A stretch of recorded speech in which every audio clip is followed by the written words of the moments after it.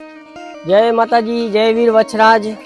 આજે આપણે મોરાવાળા વાછરાભાઈના ધામમાં આવ્યા છીએ અને સાફ સફાઈનું કામકાજ હાલે છે।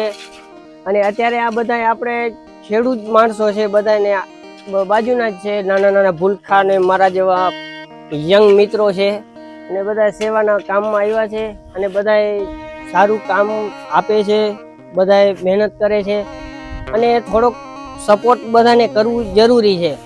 કારણ કે આજે સેવાના કામમાં આપણાથી અત્યારે વાડીના કામમાંથી આપણને નવરાત નથી પડતી। એ તો વરસાદે થોડુંક બગાડી ગયા છે ને અત્યારે થોડુંક ટાઈમ છે, એટલે ફૂલની પાંખડી આપણે જેટલી અહીંયા સેવા થાય એટલી આપણે કરીએ। અને તમે બધા આવો અને કાલે આપણે મોરાવાળા વાછરાભાઈની તારીખ 3/11/2025 રોજ રાખેલું છે, પ્રોગ્રામ રાખેલું છે સાંજે ને દિવસના મહાયજ્ઞ છે 5 કુંડીનો।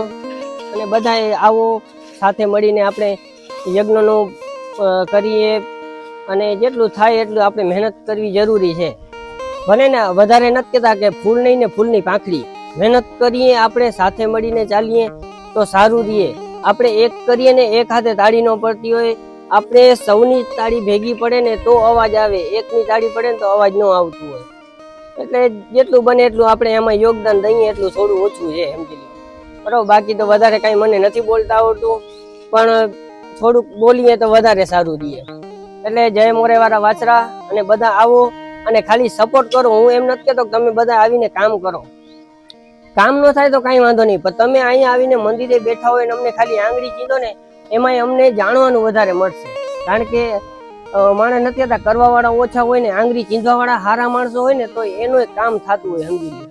એટલે આવો તમે બધા મોટા મોટા માણસો છો અને અમારા કરતા વડીલો છો, એટલે તમે અમારા કરતા સમજી લો વર્ષો વધારે કાયદા હોય તો એને ખબર પડતી હોય, સમજી લો।